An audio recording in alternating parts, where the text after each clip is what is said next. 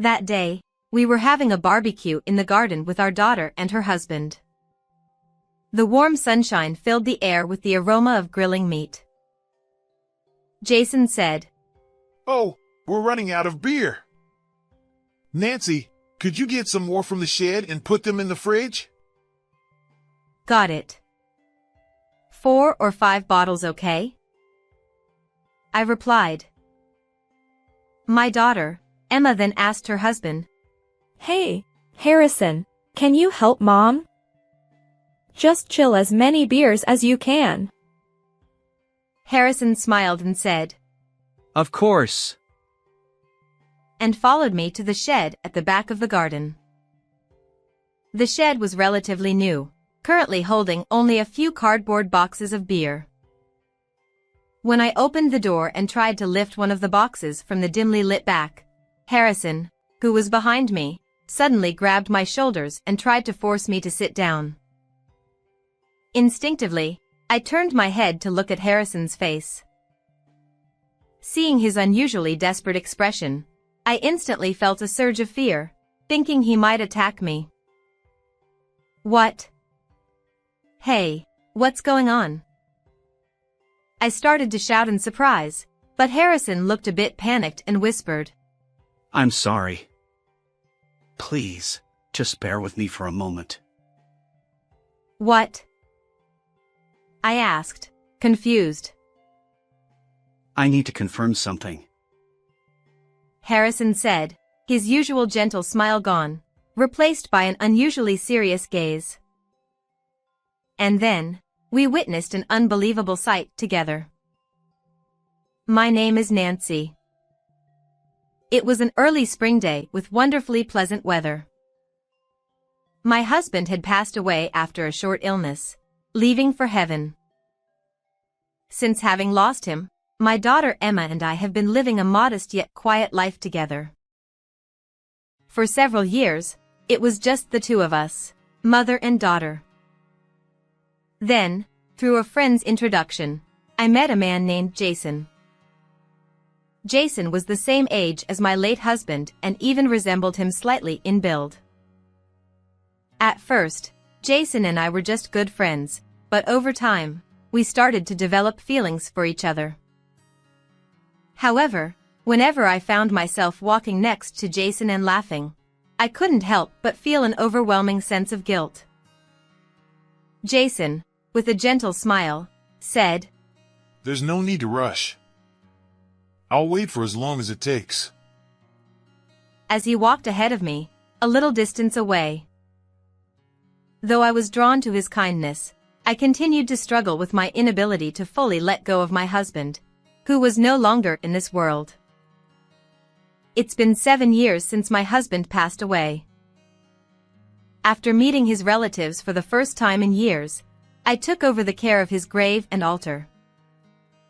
His sister gently placed a hand on my shoulder and said in a very kind voice without meeting my eyes, "Thank you for everything." With a smile, I bowed my head to hide my overflowing tears, thinking I might never visit my husband's grave again. A few months later, I decided to remarry Jason. We moved to a new home, and I got rid of all my clothes and furniture to start afresh. I felt that keeping any mementos from my previous marriage would hurt Jason.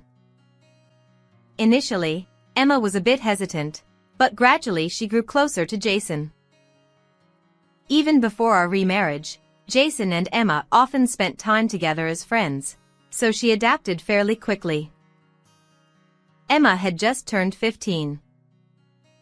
At this sensitive age, she started wearing a bit more makeup and going out with friends.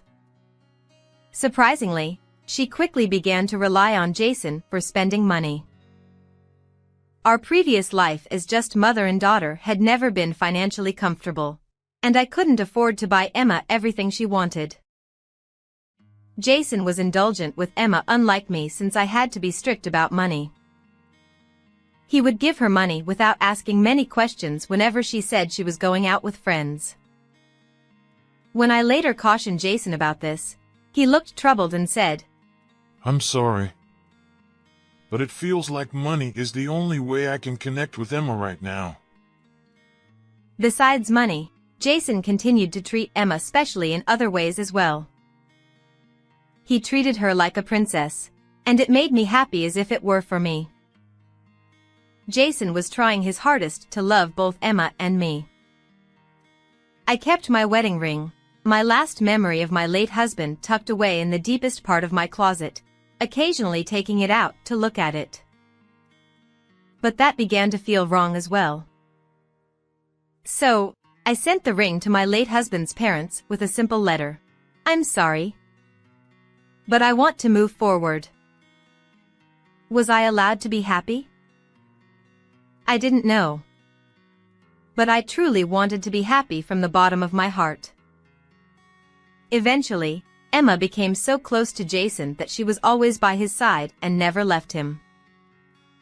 This made me very happy, but there were also some concerns. Hey, Dad. I want this new bag, but I'm a little short on pocket money. What should I do?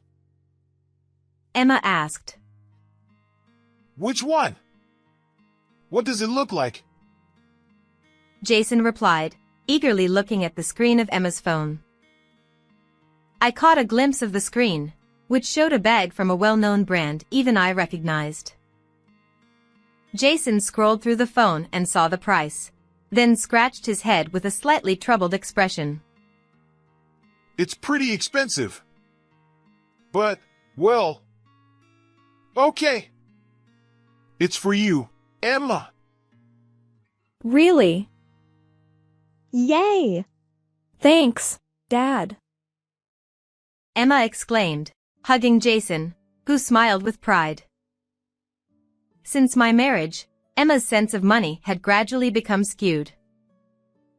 Perhaps it was a reaction to our modest life before. She had started asking Jason for things, knowing he would buy anything with a smile. Emma, don't spend so much money carelessly. It's fine. I'm not asking you, Mom. Right, Dad? Emma said, looking at Jason, and they both laughed together. I'm going to marry a handsome and kind man like Dad, Emma declared. Jason beamed, his face wrinkling with a broad smile. Having secured her promise, Emma returned to her room to study. She hoped to attend nursing school after graduating high school and had already started studying diligently for the entrance exams. To avoid disturbing Emma's studies, I didn't turn on the TV at home, instead placing a small radio in the kitchen and leaving it on. Our life was very happy. I was so happy that I might have forgotten the fact that my previous husband had passed away. But sometimes, when the radio played music from my younger days, memories would flood back. The melodies and lyrics would tighten my chest, bringing me to the verge of tears. Don't look so sad. It's just a bag, Jason would say, completely missing the point, and I would give a wry smile. I reminded myself not to keep giving Emma money whenever she asked. Since Jason had started his business at a young age, he would often charge some expenses to the company as business expenses.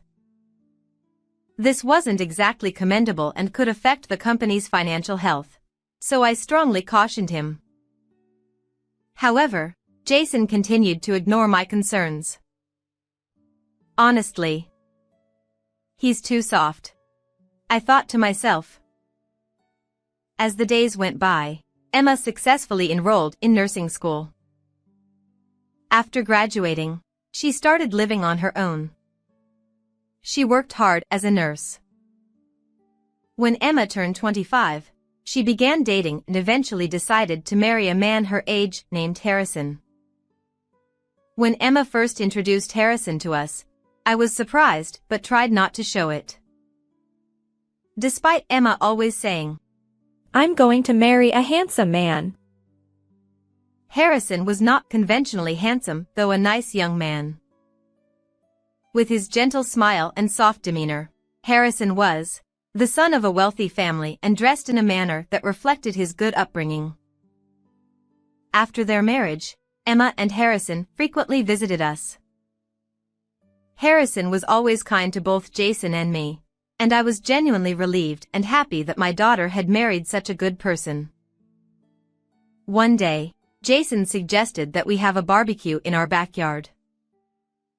The weather was nice, and a few birds were singing in the sky that seemed to go on forever. Jason had been eagerly preparing since early morning and was expertly grilling the meat while chatting happily with Emma. Harrison was looking around, trying to spot the birds singing above. But after a while, he gave up and poured himself a drink. Jason said, "Oh, we're almost out of beer. Nancy, could you get some more from the shed and put them in the fridge?" "Sure. 4 or 5 bottles?" I asked. Emma chimed in. Hey, Harrison, can you help Mom? Chill as many beers as we have. With a smile, Harrison replied, Of course. and followed me to the shed behind the yard. The shed was relatively new and only had a few boxes of beer stacked inside at the moment. When I opened the door and tried to lift a box from the dimly lit back of the shed, Harrison, who was behind me, forcefully held me down and tried to make me sit on the ground. "Hey! What are you doing?"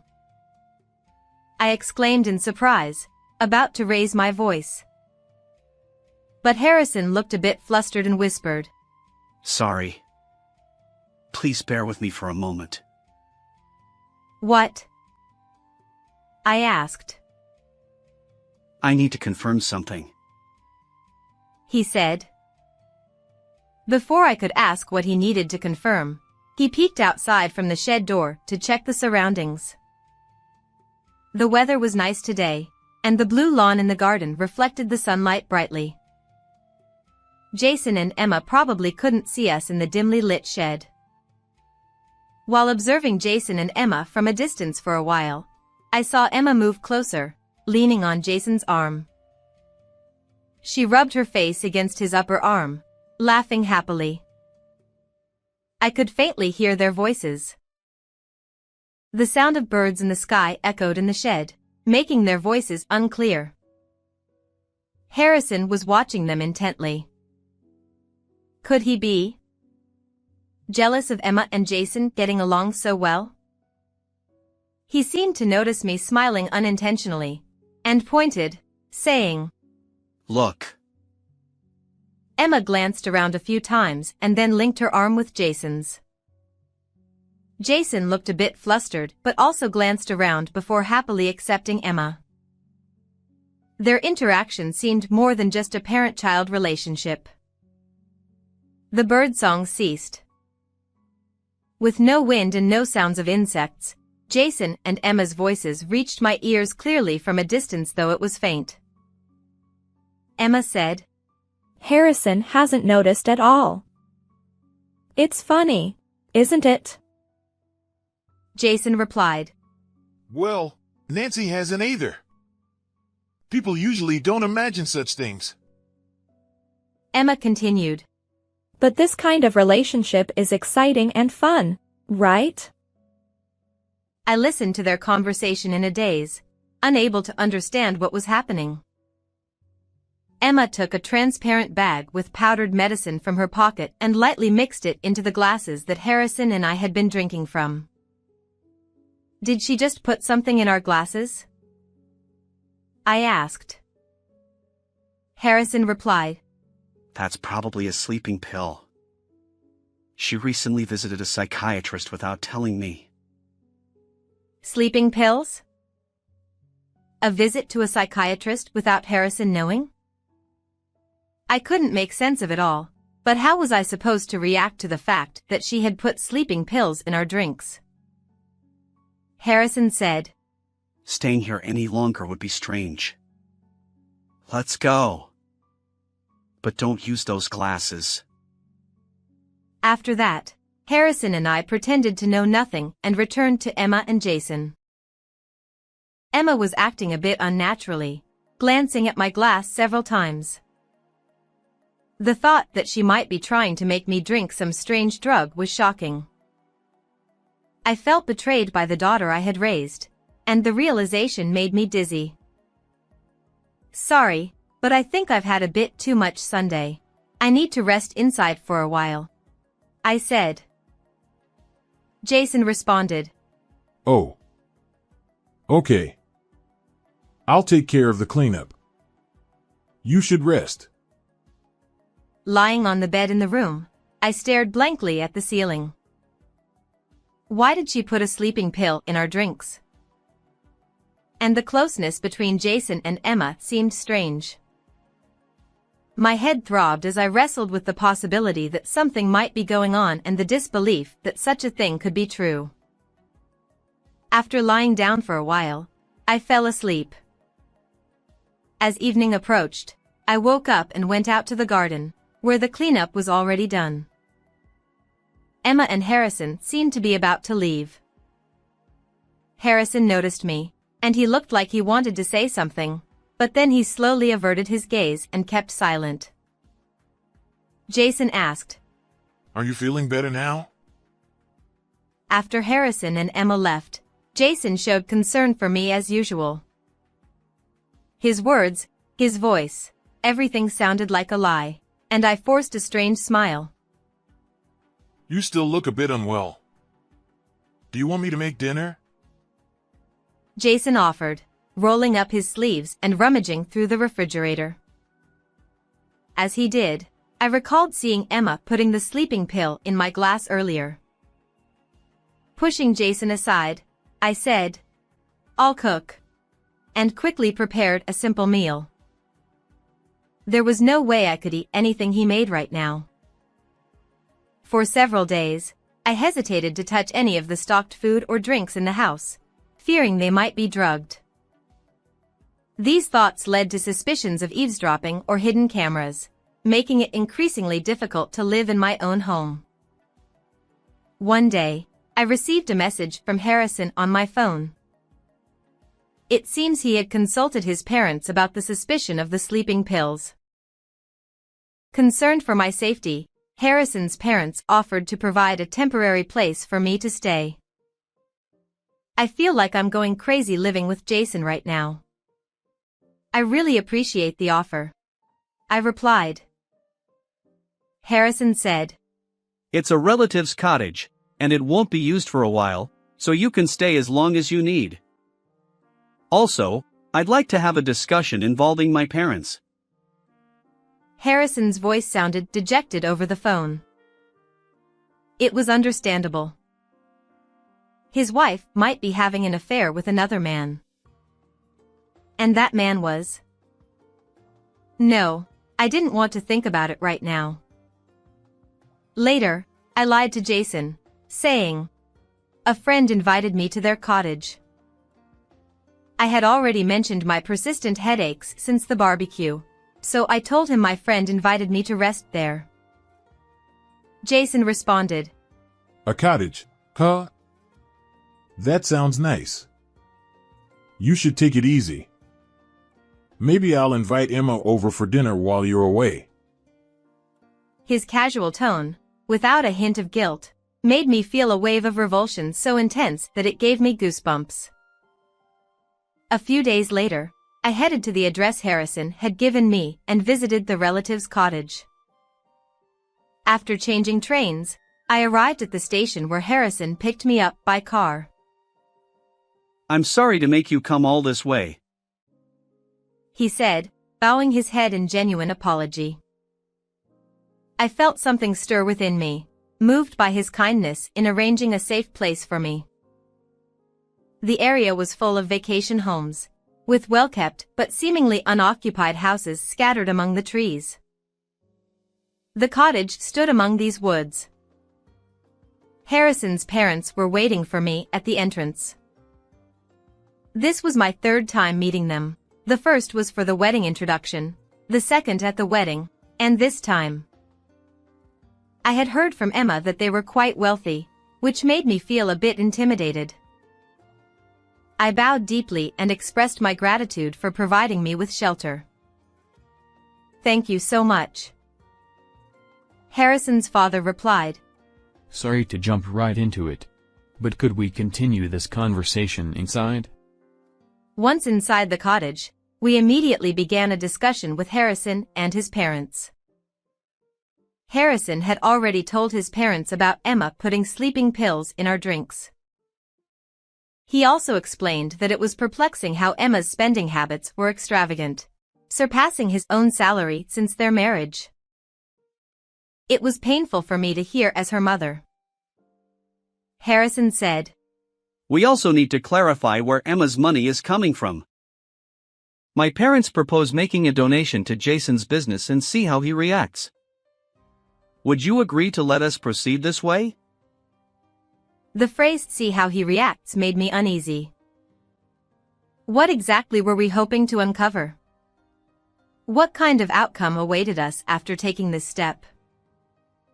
Sensing my hesitation, Harrison looked me in the eyes and smiled when our gazes met. He continued, "This might be much ado about nothing, but wouldn't it be worth it to ensure we can live in peace again? Let's take a small risk." I couldn't help but smile at Harrison's words. Much ado about nothing? No, it definitely wasn't that. We were seeking to confirm what we already suspected, bringing our answers closer to certainty. After a few days at the cottage borrowed from Harrison, I regained my composure and felt uneasy about staying there indefinitely. So, I decided to return home. A few weeks later, Harrison's parents formally contacted Jason's company, offering financial support in the form of a donation. Given their wealth, the offer was quickly trusted, and Jason and Emma were delighted without verifying the details of the funding. I quietly observed their happiness. Back at home, spending time indoors had become somewhat unbearable, so I made walking a daily routine. Just in front of the house was a wheat field, where green stalks of equal height stretched out as far as the eye could see. Walking along the sparsely trafficked, asphalt-paved road, I looked up at the distant birds in flight. After the proposal for financial support, Jason and Emma began living lavishly. Jason, under the impression that he had already received the funds, purchased a luxury car under the guise of a company vehicle. Emma, on the other hand, indulged in extravagant expenses like spa treatments and manicures. It was evident that Jason's naive expectation of incoming funds was the basis for their continued spending, even as their savings dwindled. One day, we arranged a dinner party to discuss the funding. Both couples, Jason and me, Emma and Harrison, along with Harrison's parents, gathered at our home.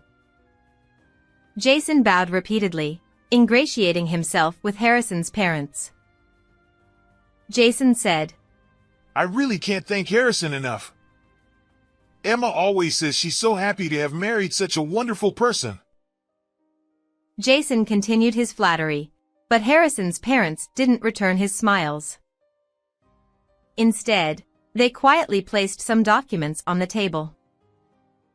Jason, thinking they were related to the donation, said excitedly, Thank you. before looking through them. His face quickly turned pale. Harrison's father said, Upon conducting a due diligence review of your company for the funding, we uncovered some shocking facts. Sweat broke out on Jason's face as he read the documents. The contents revealed two main issues: evidence of a relationship between Jason and Emma, and a tax investigation into the expenses reported as company costs.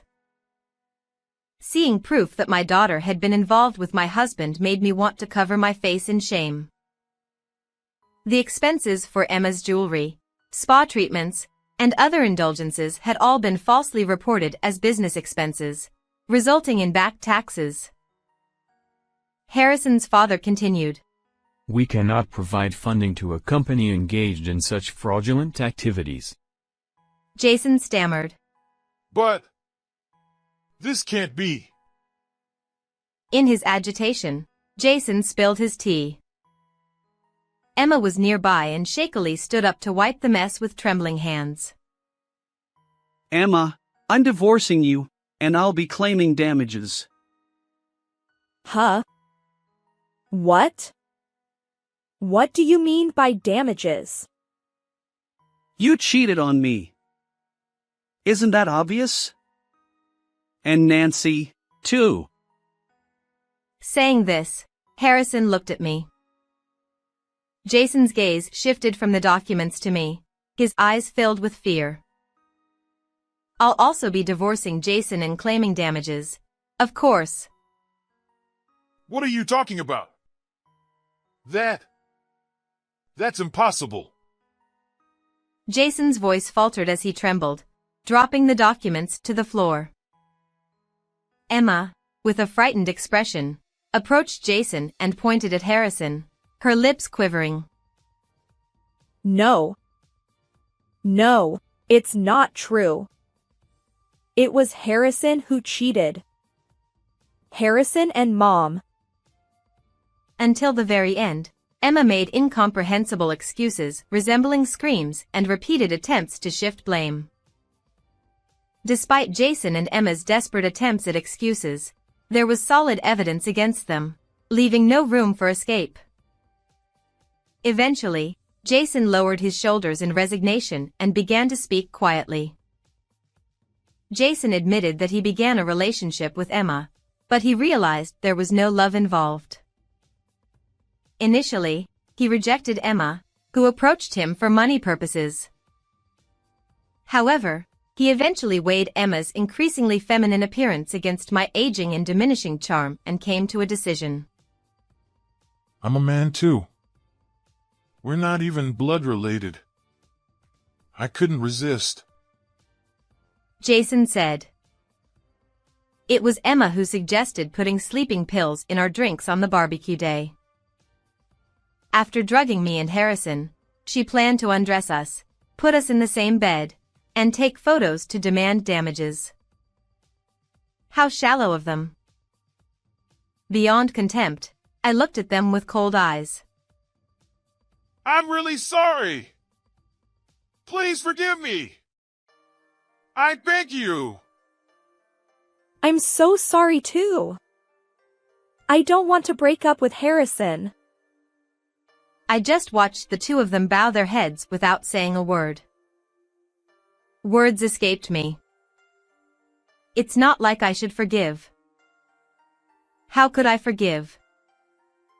Emma, growing impatient with my silence, finally raised her face and forcefully grabbed Jason's sleeve, pulling him. It's your fault. How could this happen? I have credit card payments due next week, and what are you going to do about it? What? What do you mean by buying things on your own? I've been using credit card loans to pay off my losses at slot, and I'm broke. What the hell are we going to do? This chaos was exactly what they meant by a scene. Emma continued her rough behavior of forcefully pulling Jason's hair and clothes, while Jason desperately tried to stop her shouting. Surely, this shouting must be reaching the ears of the neighbors. Even if it's a matter of obligation, if it's revealed that they had a parent-child relationship, one couldn't continue living here with normal nerves. It was probably the same for me. I couldn't help but feel a little lonely at the thought that I wouldn't be able to see the scenery outside the window anymore. Afterward, Emma divorced Harrison and moved far away. She fell into the nightlife, but her life didn't go well, and she drowned in alcohol and accumulated more debt. Jason was pursued by debt collectors after paying a large alimony, and his company went bankrupt. He disappeared in a state close to fleeing at night and was reportedly living as a homeless person, hiding from his creditors. Harrison learned from his failed marriage and found a good match after divorcing Emma. I received alimony from Jason. It was unclear how he managed to prepare such a large amount of alimony despite his company going bankrupt and being pursued by debt collectors, but he showed some sense of responsibility at the very end. After divorcing Jason and selling our house, I decided to return to my parents' home. On the plane back to my hometown, I thought about many things. I lost my first husband to illness, remarried, divorced again, and was betrayed by my own daughter. I wondered how I should face my parents this time. Surrounding my childhood home were vast fields of wheat. Pulling my large suitcase, I walked down the long asphalt road. The weather was warm and humid, and early summer was approaching. When I returned home, my parents welcomed me without asking any questions. I wondered why my elderly parents didn't ask me anything. Were they pitying me? Yet, they didn't treat me as if I were fragile. They accepted me naturally. As I gazed at the peaceful countryside, I realized I needed to reassess my life. With my father's help, I got a job at the local agricultural cooperative, so I think I've established a foundation for my life. Since then, I've built a good relationship with Harrison's parents. Although we don't meet often, we sometimes have meals together when they're nearby. What? A few years after I returned to my parents' home, in the spring, something unexpected happened. On the desk lay the wedding ring given to me by my late husband. I was a bit shaken as I picked up the ring and looked at it in my palm.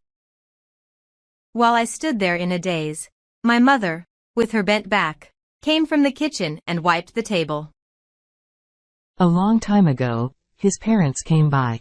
They said they wanted you to have this, Nancy. I stood there speechless. Outside the window, the wheat fields stretched out. Beyond the clear blue sky, a bird chirped persistently, as if to assert, I am here. Tears fell as I slung my bag over my shoulder and rode off on my bicycle. I continued through the empty wheat fields, sweat beading on my forehead. What should I do from now on? I don't know, but I will keep moving forward. I'll save my complaints for when I've lived my life to the fullest. Working part-time at a place like this suits you. A poor guy without a family.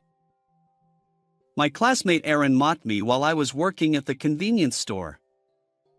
However, in the next moment, thunk, the sound of a blow to the head echoed through the quiet store. You apologize immediately. The father of the classmate who had been harassing me appeared and scolded his son. Upon learning the reason, tears welled up in my eyes. My name is Cyrus.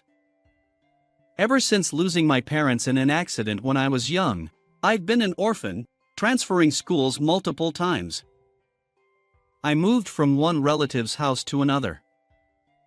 Initially, my relatives treated me kindly, but raising someone else's child is undoubtedly challenging. When it was time to move to the next home, they would send me off with a cheerful "take care." Never once did they say, "You're welcome back anytime." Through these frequent changes, I learned how to live without inconveniencing others. During my 8th grade, for some reason, I ended up staying with the Anderson couple, who were in their 50s. Paul and Betty Anderson were both qualified lawyers who had worked busily as attorneys until a few years ago. Now they had retired and were living peacefully. I couldn't fathom why they took in an unrelated orphan like me. Regardless of the reason, I wanted to stay here forever. This town held warm memories because it was where I lived with my parents until their accident. Walking the streets, those memories resurfaced. How long will the Andersons let me stay in their home? Reflecting on my past, I vowed to live quietly without causing trouble until the time came for me to leave. Contrary to my thoughts, the Anderson couple treated me like true family, showering me with kindness. Cyrus, let's go fishing together. Cyrus, what would you like for dinner tonight? Since my parents' passing, I hadn't had conversations like these. I realized that genuine family warmth existed. Gradually, I opened my heart to the Andersons. In my third year of middle school, Paul asked me about my future plans. After graduating from school, I'll work and become self-reliant. Please let me stay here a little longer. I expressed my intention to start working without hesitation. We consider Cyrus as part of our true family. You can stay here as long as you need, and don't worry about money. Seriously think about your future. Paul's kindness overflowed. Although his words made me happy, I had never thought about my future until now. Focused on not inconveniencing others, I hadn't considered what I liked or what I wanted to do. Seeing my struggle to envision my future, Paul smiled. What Cyrus needs is time to face himself. Whether you want to work or study hard, high school is your chance. The Anderson couple, who always considered my well-being, enrolled me in high school to broaden my horizons. In high school, I encountered a man named Aaron again.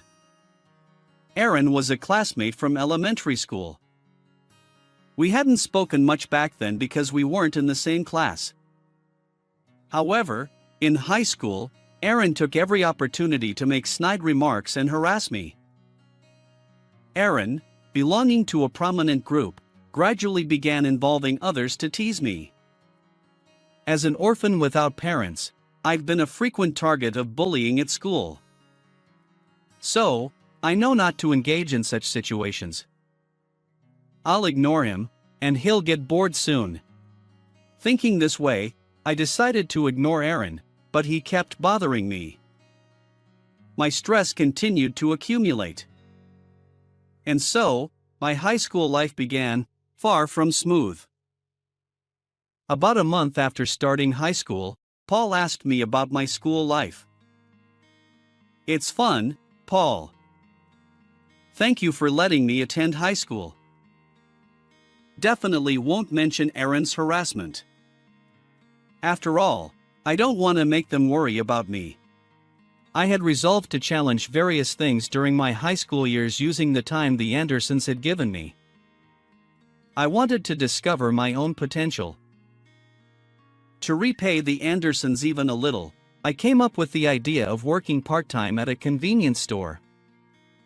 My reasons were to earn some pocket money and because I thought I'd meet various people at the convenience store.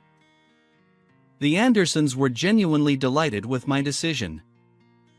Although I worried whether my reserved nature would hinder customer service, I surprisingly handled it smoothly, even though I had considered it a weakness.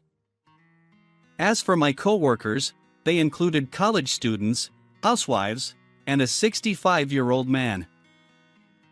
Listening to their stories, I realized that my life experiences were still quite limited. They all agreed, once you're out in the real world, most people end up working for companies or conforming to societal norms. So, figure out what you like now. The advice of those who are older than me in life makes me think. I believe that starting the part-time job helped me grow significantly. One day, Jessica, a fellow high school student, joined our team. Jessica was quiet, but because we were the same age, lived nearby, and took the same route home, we quickly became friends. Chatting with Jessica on our way back from work became one of my favorite things. While I did most of the talking, Jessica was a good listener and occasionally made sharp remarks. Being with her was a lot of fun. I used to live here, I said at one point, pointing to an empty lot. Jessica's surprised expression was genuine. I explained about losing my parents in a traffic accident during first grade, the repeated transfers, and how the kind couple, the Andersons, had taken me in and allowed me to live in this town again. Jessica paused, thinking for a moment, then looked straight into my eyes. Cyrus, I'm glad you came back to this town. I didn't dwell on the deeper meaning of her words, I simply felt happy. One day during break time, Aaron approached my desk. Your parents died in an accident, right? They probably ran a red light, didn't they? People who can't follow rules deserve to die. And now, you're just a freeloader, passed around among relatives. It's suspicious that someone unrelated like you got taken in. Your life is a mess. With a smirk, Aaron deliberately spoke loudly enough for everyone to hear. Until now, I had ignored his provocations, but this time was different. Hearing him speak ill of my parents and the Anderson couple, I lost my temper. What do you know? Stop spouting nonsense. Before I realized it, I was grabbing Aaron. Calm down, Cyrus. My friend intervened, and I regained my composure, trembling fists and taking deep breaths. The classroom fell silent. Aaron looked surprised. It was the first time I'd stood up to him. What's your problem? It's the truth, isn't it? He spat out those words and returned to his seat. I managed to control my anger and left the classroom with my bag. It's too early to go home yet. I sat on the riverbank, gazing absent-mindedly at the water. Birdsong, the sound of flowing water, grass rustling in the wind, ordinary daily life unfolded before me. I used to take walks here with Mom and Dad. Memories from the past resurfaced. Memories of when my parents were alive were always joyful. We caught bugs together, baked birthday cakes. If my parents were still alive, what kind of person would I be? I tried to think about it but quickly gave up. Hours must have passed. It was already evening. Maybe it's time to go back. Feeling completely composed, I returned to the Andersons' house. I'm home. Welcome back, Cyrus. Can we talk for a moment? Betty, who greeted me, led me to the living room. Paul was sitting on the sofa. Welcome back, Cyrus.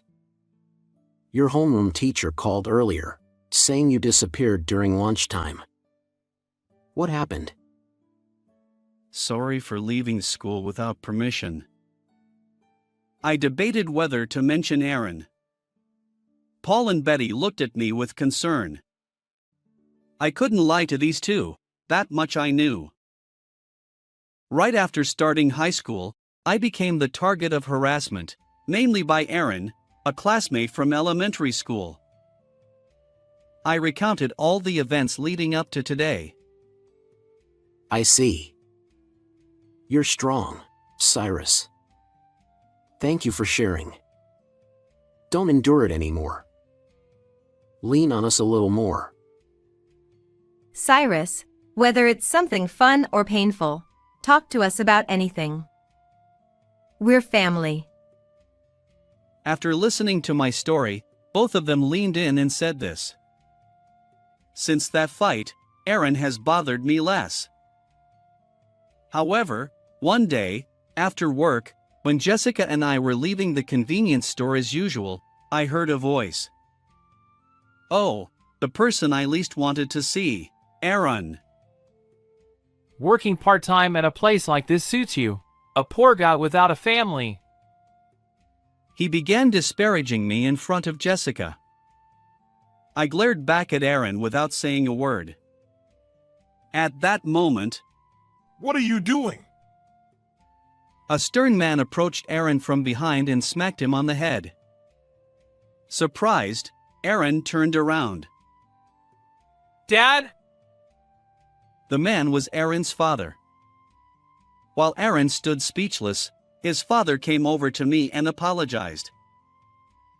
Recently, we received a call from the Andersons. They informed us that our Aaron has been harassing you, Cyrus. Even now, he's doing such terrible things. I'm truly sorry. But the story didn't end there. Actually, the Andersons helped me a great deal in the past. I used to run a shop, and when Aaron was in first grade, I caused a traffic accident while making a delivery. 2 people lost their lives in that accident.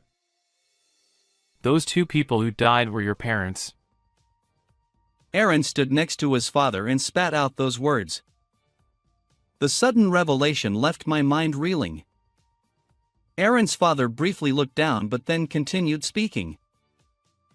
Cyrus's parents tried to save a small child who ran into the road, even though the traffic light was red.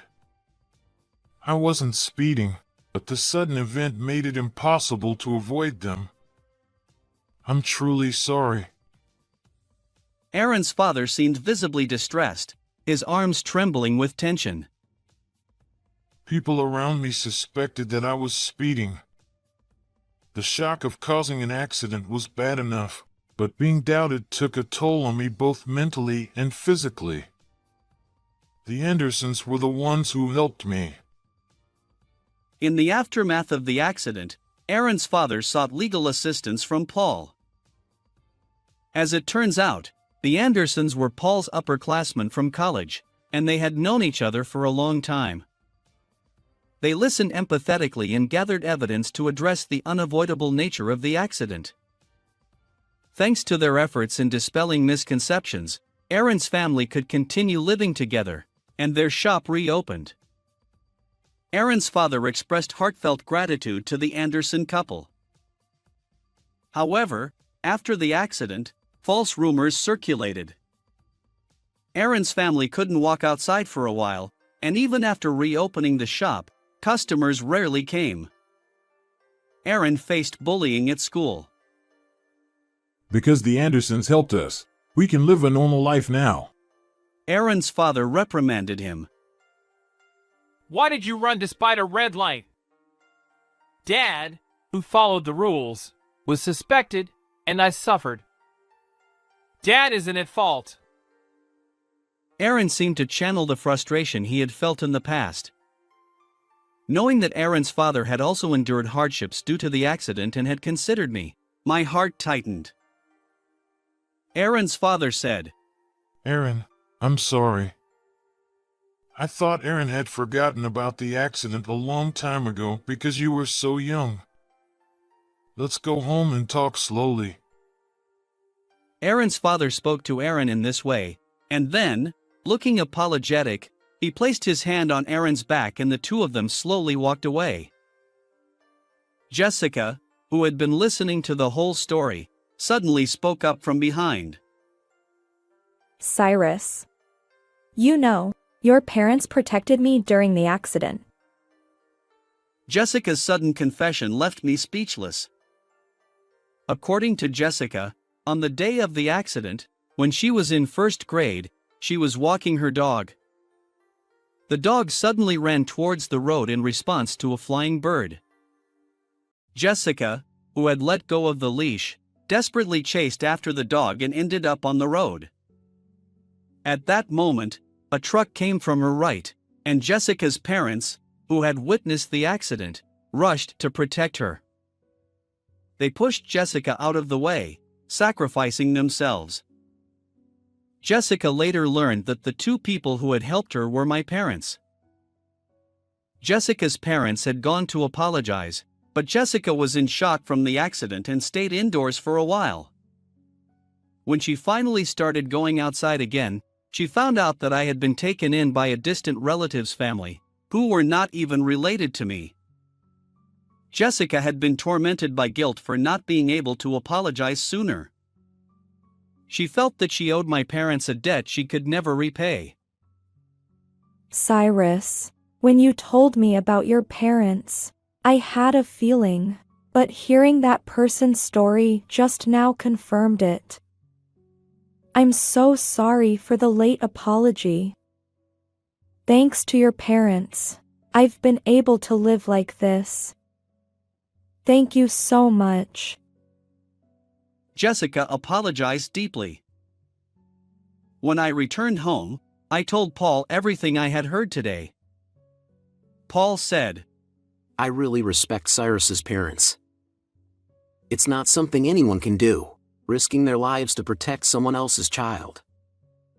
Since the accident, I've always wanted to protect Cyrus, who was born to such admirable parents. That's why we decided to take you in. Paul had been concerned about me, who had been left alone. Because my parents had given their lives to protect someone else's child, I was able to live with Paul and Betty, attend high school, work part-time, and meet Jessica, whom they had also helped. Various elements connected like a single thread, and I became convinced that I could live strongly. From that day on, Aaron stopped harassing me. No one else bothered me. The classroom atmosphere became more pleasant, and I was finally able to enjoy a peaceful high school life. In my third year of high school, I quit my part-time job at the convenience store to focus on studying for university entrance exams.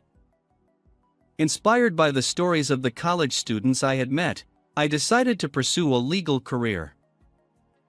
I wanted to become a lawyer like Paul and help others.